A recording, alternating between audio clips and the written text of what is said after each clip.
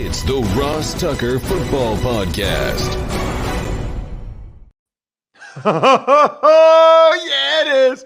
But it's not just any Ross Tucker Football Podcast. It is a Wisdom Wednesday with Andrew Brandt back from his Everest climb. And with all the cut downs yesterday, there'll be even more moves today. The perfect guy to talk to about Urban Meyer, Bill Belichick, Cam Newton, lots of other moves. We'll get to Andrew momentarily. Patron shout out of the day, Gregory Bryant. We are racking up the patrons, by the way. Patreon.com/RT Media. I think people like being able to see all of our even money bets in black and white over there at Patreon.com/RT Media. I'm not even messing around today. I'm keeping you guys on your toes. I'm going right to Andrew. It's Big Show time. The Big Show. All right, Andrew, obviously a lot to discuss. Everybody already should be following Andrew on social media. If you're not, you're doing it wrong. At Andrew Brandt. He's also the host of the Business of Sports podcast, which is amazing. To my knowledge, the best of its kind out there, which is why it has such a diehard audience. But before we get into any of that, Andrew, I saw all the pictures. Dude, you're like my life goals. You are, I mean, now I don't want to eat as healthy as you do, but I would love to be able to do some of the stuff you do when I'm in my 60s. It's unbelievable. What was this like? You acted like you were climbing Mount Everest out in Arizona or something. Explain this to me. Yeah, for people who don't know, also Ross and I were together a couple times this summer, and he looks at me and he says, "Why are you doing this?" Which is the reaction I got from a lot of people. I climbed Mount Everest in Utah, so it's a group called 29029, which is the elevation of Everest, 29,029 feet. Everesting, 29029 Everesting. And you sign up. It's hard to get a spot. It took me 2 years to get a spot. And you have to go up and down a mountain in Utah, Snow Basin Resort, give them a shout out, 13 times to get the quote unquote red hat that means you've climbed Everest. Now, there's 200 like-minded people that get out there, and it's mental. Ross, I can tell you this, I've never done anything like it. You know me, I'm an athlete, I'm a triathlete. This was completely different. It's walking. So again, people say, oh, walking. But you have to go up 2,500 feet 13 times. Now you take the gondola down, but the real challenge is getting off that gondola. You got tents on the right, you got lodge, you got food, but no, you got to turn around to the other side and start going up again. And that's okay after 1 or 2 or 3, but you get done with 3 or 4, 6, 8 times, you just want to go to the lodge. And, you know, some people did 4, some people did 6, over half. Like me, I'm proud to say, and I made it. You know, it took me, they had 36 hours. It took me about 30 hours. 30 hours. What a challenge. So 2 things. Number 1, I did chronicle it, not on my Twitter. I know all you follow me on Twitter, but I have an Instagram now. Instagram is Andrew Brandt 2, and I chronicled all that. And then the other thing is I want to pump the podcast. Later this morning, I'm bringing on the head of 29029 Everesting and 2 fellow warriors. We're going to talk about it. We all have these incredible fond feelings from the weekend. So it's going to be a fun podcast, also deal with some NFL stuff with cuts, but enjoy the podcast this week, all about my experience this week. All right, so Andrew, did you not sleep for 30 straight hours? Correct. I didn't sleep since Wednesday. Oh my gosh. Now, the guys that I'm going to bring on went up straight through. I laid down. I couldn't sleep for a couple hours. I had to. But they tell you, don't get too comfortable. I went into the tent. I have Achilles issues. And the coaches come around and say, hey, don't get comfortable. Don't get up the mountain. Keep going. It was a great experience. Wow. That is awesome. I can't wait to listen to that podcast, the Business of Sports podcast, which Andrew does every week. Lot to get to, Andrew. Obviously, final cuts for yesterday.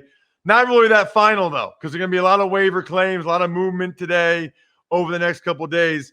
That's one thing I think people lose sight of, right, Andrew, is that there will still be a lot of roster tinkering until next Sunday, and really even with the vested veterans after next Sunday. Yeah, it's tougher this year because you have the week of no games now, and it happens over a longer period. So you can't get comfortable even this weekend.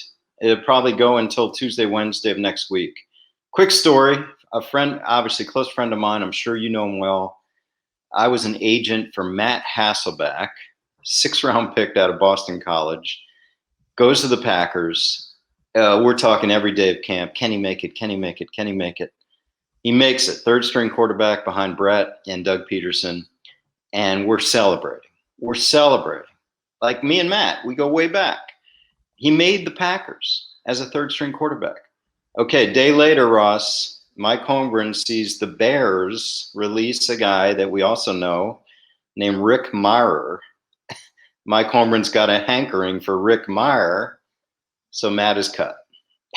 And we got him back on practice squad, and then he played for 18 years, as everyone knows. But I experienced that firsthand. Wow. That, I remember what it was like for me my rookie year when I made it. And Andrew, was a top 10, maybe even top 5 day in my life. Just an incredible, incredible day. And the coolest part about it is I get the call that I made it. Well, we have practice the next day, but all I had was a bag of clothes, gym bag of clothes for training camp. So I hop in my car to drive back to Pennsylvania from Virginia. And I called my mom, my dad, my high school coach, my college coach, my girlfriend, who's now my wife. Like that drive, that was I think I was floating for that 2.5-hour drive. And thankfully, they didn't cut me the next day and find somebody better. I was waiting for a bad part to that story. I'm glad it didn't happen. So a lot to get to. I think one of the biggest news probably, the Patriots cutting Cam Newton. And as I like to do, Andrew, I just want to give you a blank slate. Your reaction, your thoughts on the Patriots cutting Cam Newton to go with Mac Jones. Yeah, first reaction is I've been telling you for months. I wrote it on Sports Illustrated. I've been tweeting it. I don't get the whole placeholder quarterback thing, and I do put Cam in that position, placeholder quarterback, along with Andy Dalton in Chicago, and of course, what am I missing? Jimmy G in San Francisco. So I don't get it because these guys are going to play. So my reaction was Cam was going to be a backup starting. Pick a number, week 4, week 5, week 6. So why wait? I guess the bigger question to me, Ross, and we don't have to go down the vaccination rabbit hole too much, but why is he not a backup? Why is he cut is the question I had. Does he not want to be a backup? Does Bill Belichick think he's not the right prototype for a backup? Because I think he's going to be a backup, whether it's in Dallas or somewhere else, right? So why wouldn't he be a backup? That's really the question that runs around my mind, but I'm not surprised because Mac Jones was going to be the starter sooner than later. So especially given the fact, Andrew, they gave him a $2 million signing bonus. Yeah. He's got $1.5 million of his salary guaranteed. I'm sure they're hoping that he signed somewhere else to offset that. But if you're Cam, Andrew, you're probably just going to get the minimum somewhere else. So why would you even sign somewhere else to be a backup right now? You'd be playing for free. Yeah. I mean, he might as well just wait until somebody gets hurt and he has a chance to maybe go somewhere and play. For those who don't know, what Ross is saying is the guarantee is an offset guarantee. So he's making $1.5 million. If someone signs him for $1 million, that goes off of the Patriots' books. And yeah, I mean, we'll see. I mean, Dallas cut all their backup quarterbacks. So he could walk in there, but you're right. Maybe he sits around, or maybe he waits for a contender. Maybe the problem, Ross, is I don't know about you. I don't see him starting. So if people say, well, he waits around till a starter gets hurt, they'll bring him in. Well, they'll bring him in to start? No, they'll move up the backup, whoever that is. unless he goes somewhere now as a backup and someone gets hurt. So we'll see. Let's get to the Desean Watson. Once again, there are rumors that teams are interested. And once again, Andrew, I personally believe the Texans are going to just hold him all year and keep that asset until next offseason, hoping the legal situation has resolved itself and they can get an adequate return on their asset. I've said it for months. There's no way he plays in 2021. I'm saying that. I go for precedent as ever. I keep saying Ben Roethlisberger, Ezekiel Elliott, 6-game suspensions, incidents with one woman, no criminal charges. So you tell me how Desean Watson plays. I get it. They're civil, but 22 conduct allegations and criminal complaints and a grand jury impanelment. I'm surprised, as you are and everyone listening, that the league hasn't acted, but they have their reasons why they haven't acted. They're not going to share that. But the Texans are not putting him on the field. He doesn't want to be there. And this idea that the Dolphins or someone trades for him, I said this before, like, is the Stephen Ross, forget about dealing with Tua if they do that. They're going to deal with their fan base. Like, you go to your fan base and say, hey, look who we got. Really? Really, a fan base of hopefully half women are trying to appeal to women? Like, come on. I don't know what's going to Miami, but I don't see anyone trading for him. I do, back to Aaron Rodgers, I do see him playing for someone else in 2022. You know, I think sometimes I wonder when I see this, the Dolphins or the favorites or whatever, I wonder if that's the Texans trying to drum up interest, or I wonder if that's the Dolphins trying to take the temperature of their fan base. Sometimes I just wonder if they want to know what their fan base is really thinking of such a move. Yeah, I don't know. I mean, you've got the Tua issue too. I mean, they've turned the team over to him. They used number 4, number 5 pick in the draft 1 year ago. Come on, but they know that he's not going to play this year. But maybe they want to get ahead of teams like the Eagles that have 3 number 1s next year. I don't know. It just seems to me to think about trading for Desean Watson can't happen. Andrew, Urban Meyer was asked if vaccination status had anything to do with their roster decisions. He said yes. And now the NFLPA has opened up an investigation because they're not allowed to take that into account. Your thoughts? He said yes. Bill Belichick today said no. Bill Belichick's translation, I tweeted, is yes. Of course it's a factor. And when I think about Urban Meyer, you've seen through the offseason, he says the quiet part out loud. He's not afraid to hide behind BS. He doesn't play the PR game. You can hate him or love him for that. But, I mean, is anyone listening or watching this with us, Ross, really thinking it's not a factor? Come on. I mean, you take in everything. If it's a tiebreaker, one guy's vaccinated, one guy's not. One guy's going to be away from meetings.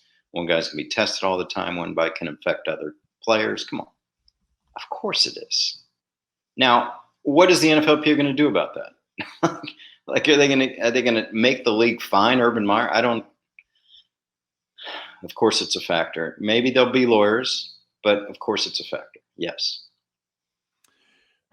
Last thing, Seattle.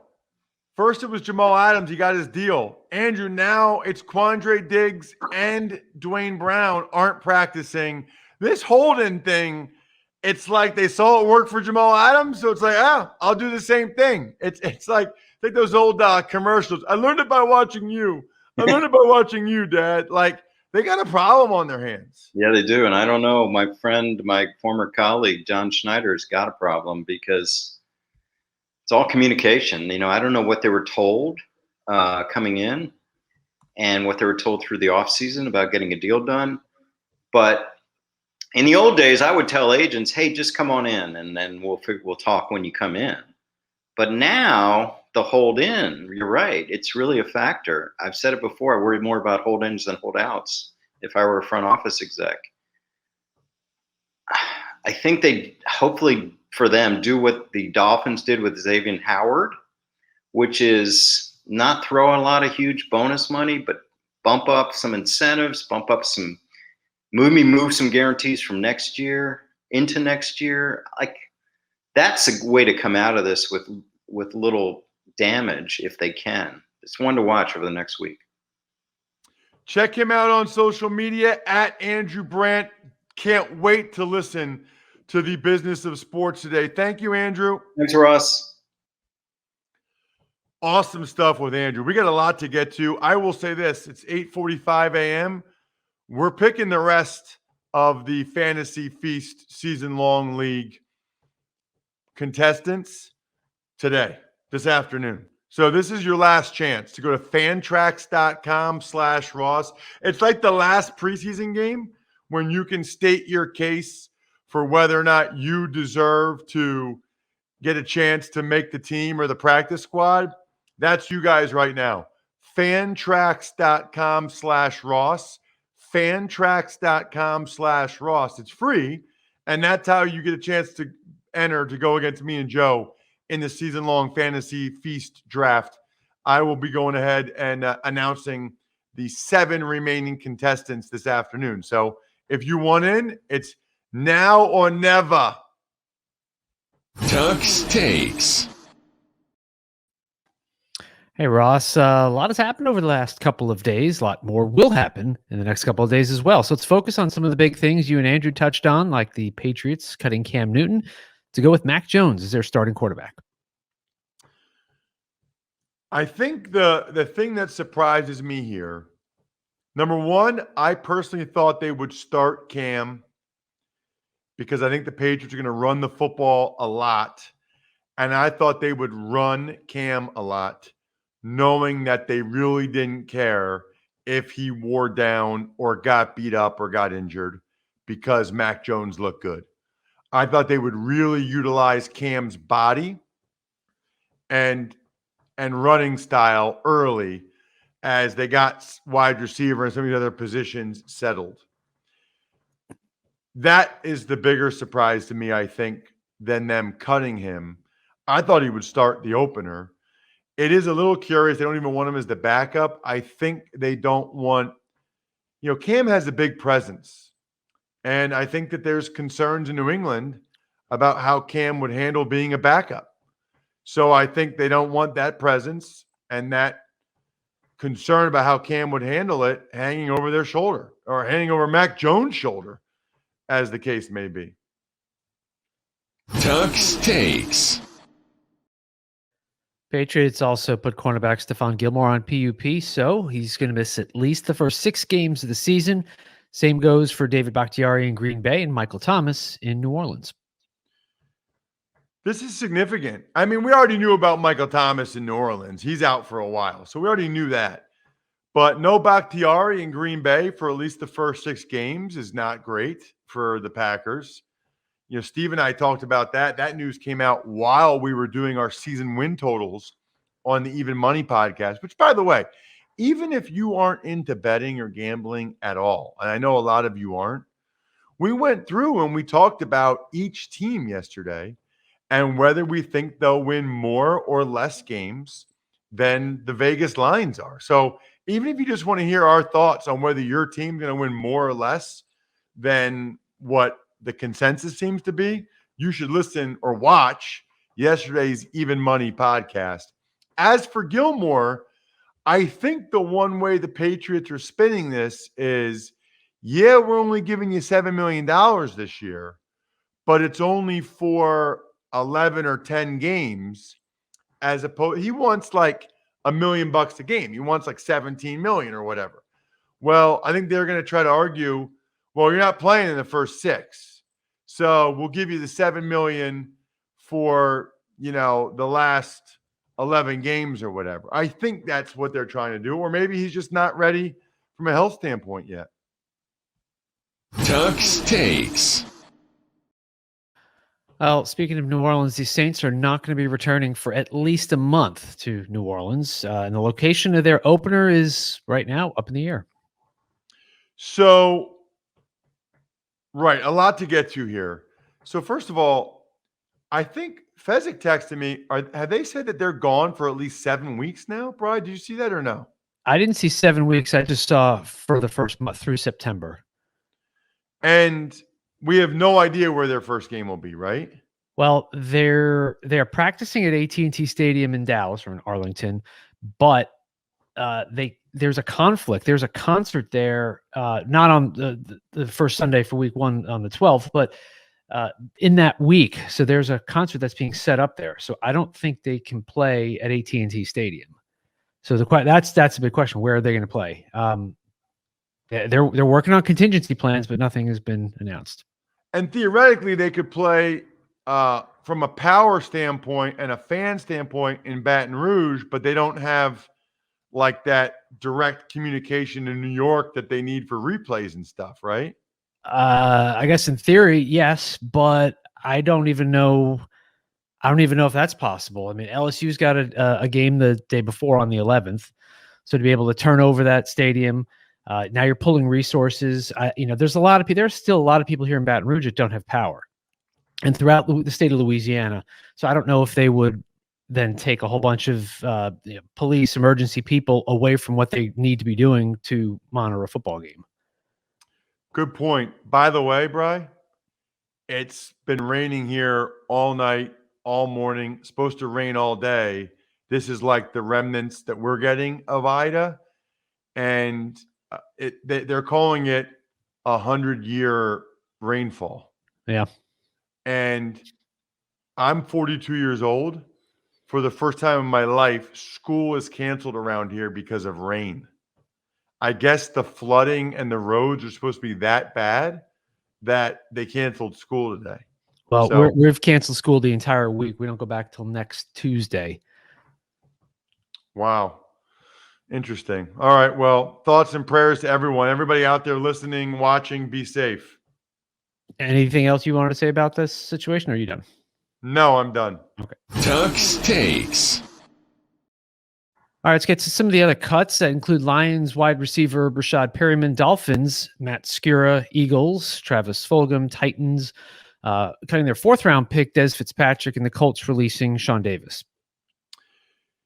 Rashad Perriman got $2 million guaranteed. I mean, that is rough to give out $2 million to guys and then cut them. I think John Brown got almost $3.5 million guaranteed and got cut by the Raiders, although I think he requested to be cut. I don't know. And the Lions don't even have any good receivers. It's kind of crazy. Dolphins cutting center Matt Skura. I thought he might start for them, and then that's why they signed him. A long-time starter with the Ravens. His career might be in a bad spot. Eagles cutting Fulgham. Look, I really just don't think he doesn't play special teams. He had been starting, and then he got benched and was moving down the depth chart. Once you start going the wrong way on the depth chart, that becomes tough. The Titans traded 3 picks, Bri. 3 to get Des Fitzpatrick. That is rough. I mean, that is brutal to do that. That's why you don't do that. That's why you don't trade 3 picks to get one specific 4th rounder who might not even pan out. And then the Colts, Sean Davis is their 5th-round pick, the safety from Florida. So on some level, though, I respect teams that aren't afraid to be like, you know what? The guy didn't earn it. He's cut. You know, they don't just keep guys just because they drafted them. Tuck's Takes. While we're on the Colts, they placed a number of players on the COVID-19 list earlier this week, including Carson Wentz. And the Niners are going to be without Trey Lance for at least a week after he chipped a bone in his finger. People in Indianapolis are very frustrated with Carson Wentz right now. And on some level, it's kind of hard to blame them. I mean, this is supposed to be their guy now. They're starting quarterback for years that they went out, they traded for at least 2 second-round picks, maybe more. And he gets hurt, which has been sort of his way. He gets hurt a lot, unfortunately. That's just bad luck. But now, right when he's able to come back and practice, he can't practice because he's a close contact, which he wouldn't be if he was vaccinated, but he's not vaccinated. So he's a close contact. Just a bad look. Really bad look. And it does come across as selfish, which is what they've been writing about him there. I also think, I know there's some people that still wonder if the Niners could cut Jimmy Garoppolo before his salary is guaranteed and go with Trey Lance. I just don't think so, especially Trey Lance with that chipped bone. They're saying it's a week. I think Dr. Chow, our guy, said it'll be longer than a week for Trey Lance. I just don't think the Niners are going to do that. I don't see that happening. I do see happening two things tomorrow. Number one, us giving out winners. Spread the word winner via social media.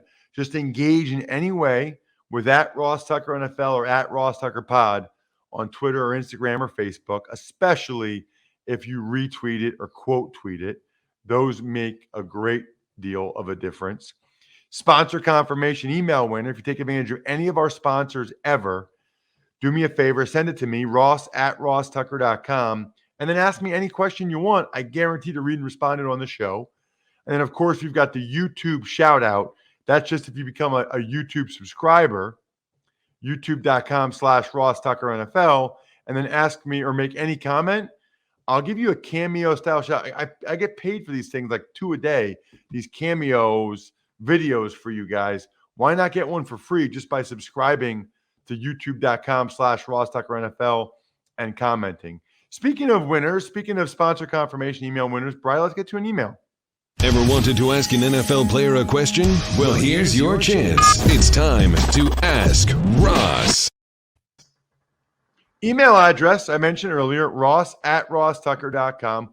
What a world. I guarantee to read and respond to your question if you take advantage of any of our sponsors.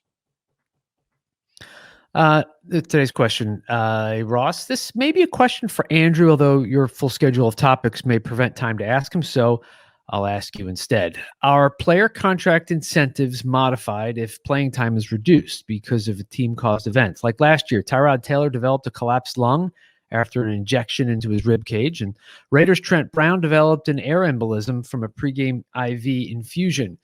If these players had incentives that were affected because of these situations, is there any recourse for the players? That is from Teresa, who says, P.S. I'm an old lady in Oregon who has been listening to you since your 4-letter network days. You're awesome. I actually said you are an awesome human being, Ross. Thank you, Teresa. I am pretty awesome, aren't I? I will say this. It cracks me up. Brian, you didn't think that was funny? See, you got to watch the YouTube because Brian gave a little smirk there. He's trying to act like he's not laughing, but he gave a little smirk there. I was obviously joking, but the world's amazing, isn't it? Like a self-entitled old lady in Oregon just told me I'm an awesome human being. What a life. What a world. Thank you, Teresa. You seem like a pretty awesome human being as well. That means a lot when you say that. I just try to have fun in life. Every day I say to my daughters in the morning before they go to school, I give them a big hug. I said, what day is today? They say, it's a great day to have a great day. Yes, it is. Every day is a great day except for Friday. Friday's a Finish Strong Friday. So, Teresa, they could file a grievance. So they could file a grievance against the team if the team did something that cost them money. The team would probably fight it. Because how do you know that they wouldn't have gotten hurt some other way? How do you know that they would have reached their incentives? But that's the answer, is you can file a grievance. The other answer is to become, and I think we're done here, member of patreon.com/RTmedia, like Pizza Boy Brewing, delicious, Sporticulture, Vision Comics with an X, HumanHeadNYC.com, and SteakhouseSports.com. Good time of year to sign up for SteakhouseSports.com. Get in on some of their contests. Fantasy Feast later today. Even money, I'm telling you, you should have listened to it yesterday. College Draft, we are giving out winners for college football gambling for those of you that are interested.